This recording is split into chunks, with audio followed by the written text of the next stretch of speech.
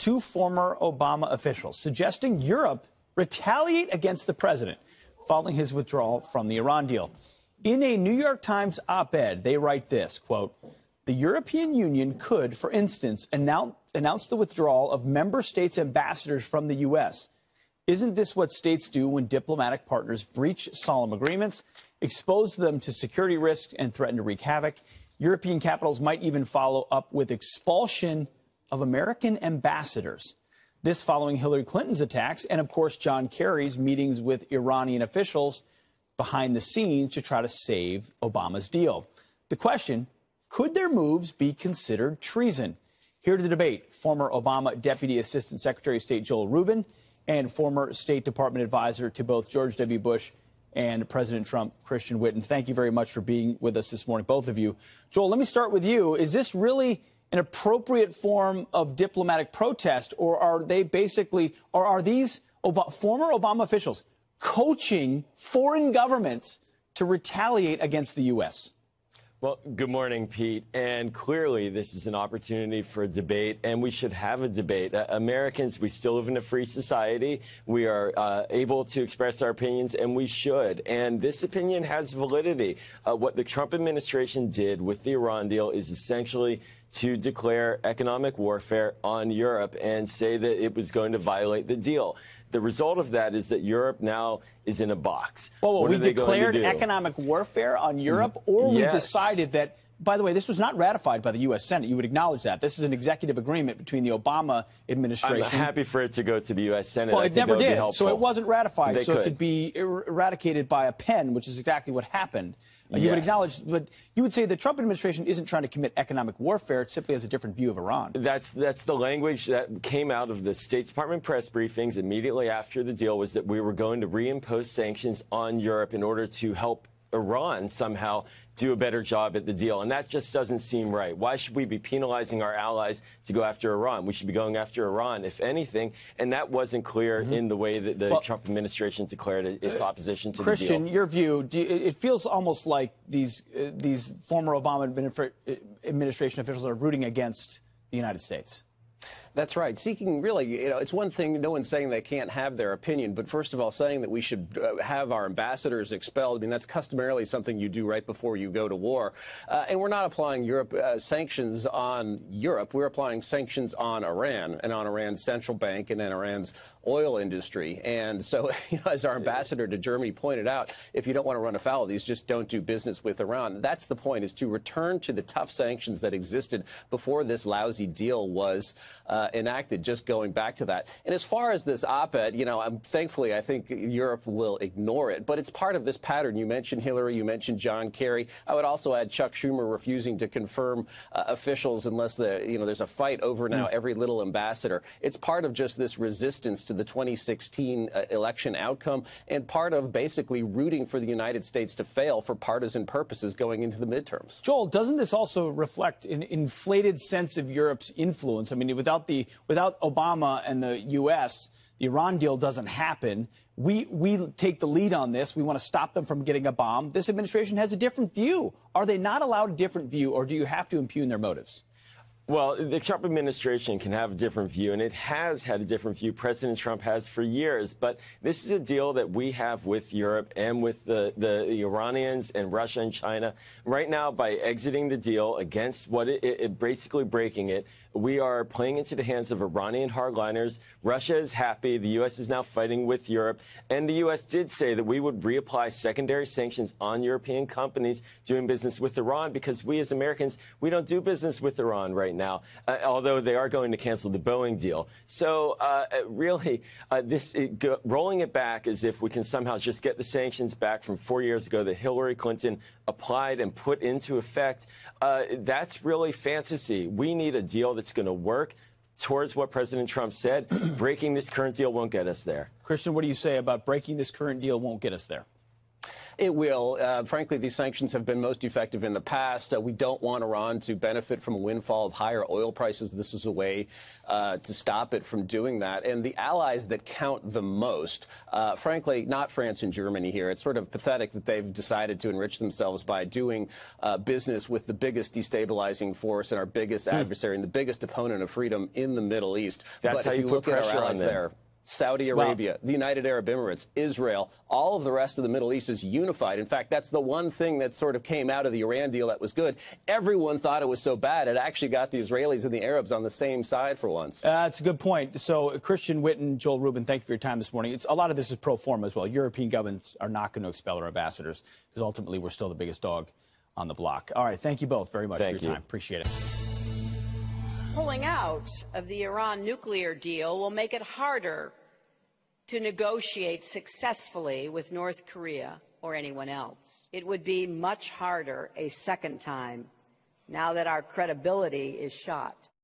Hillary Clinton now taking her criticism of President Trump overseas. But as our next guest lays out in his new op-ed, that's not all she's been up to. James Freeman is assistant editor of the Wall Street Journal editorial page and a Fox News contributor. He joins us now to explain. Good morning. Glad you're here. Good to be here. Thanks, Ed. You basically said in the piece what caught our eye was that basically, she did this on the book tour domestically, but now it's almost a global grievance tour. It really has become a global grievance tour. This week was in Australia. We saw earlier in India. And it's I think a lot of Democrats have to be scratching their heads because there was a general recognition about the mistakes of the Clinton campaign in 2016. Gee, maybe he should have spent more time in the Midwest. Maybe shouldn't have insulted a lot of people in Middle America.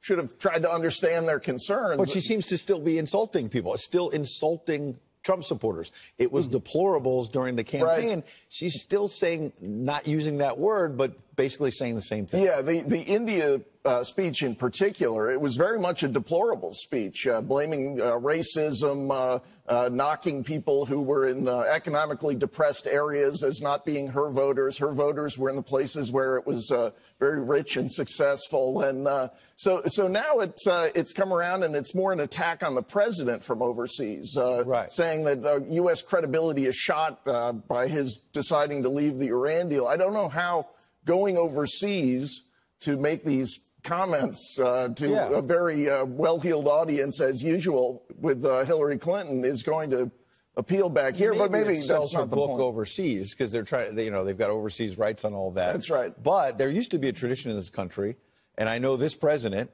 has upended a lot of traditions, to be fair and to be clear. Yeah. But there was a long-standing tradition for both parties.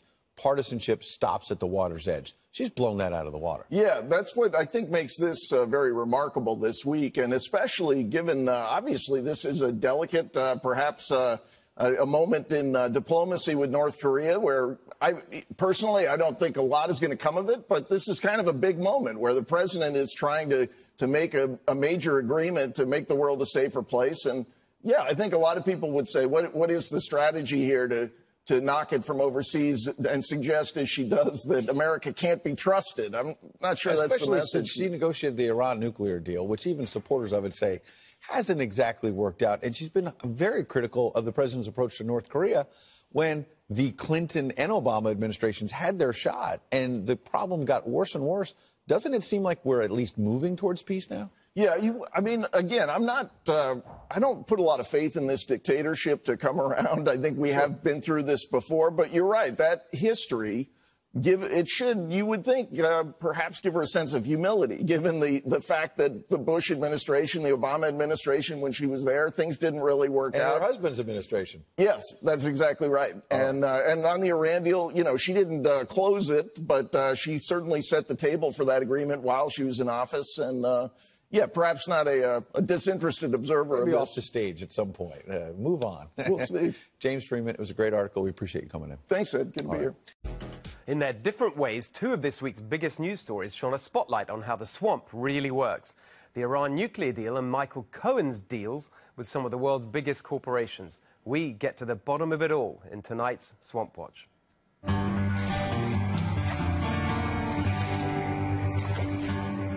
Britain, France and Germany lobbied furiously to try and stop President Trump ditching the disastrous Iran nuclear deal, and now they're trying to keep it alive. Of course, they dress it up as high principle, but the truth is that for them, it's about more money for their big business cronies. Yes, the swamp is truly global. Britain has pushed numerous business interests in Iran since the Obama deal lifted sanctions, including their telecoms company Vodafone partnering with Iranian internet firm Hiweb to help modernize its network. And in 2017, British officials agreed to a $720 million deal to create a solar energy park in Iran with investors from Asia, Europe and the Middle East.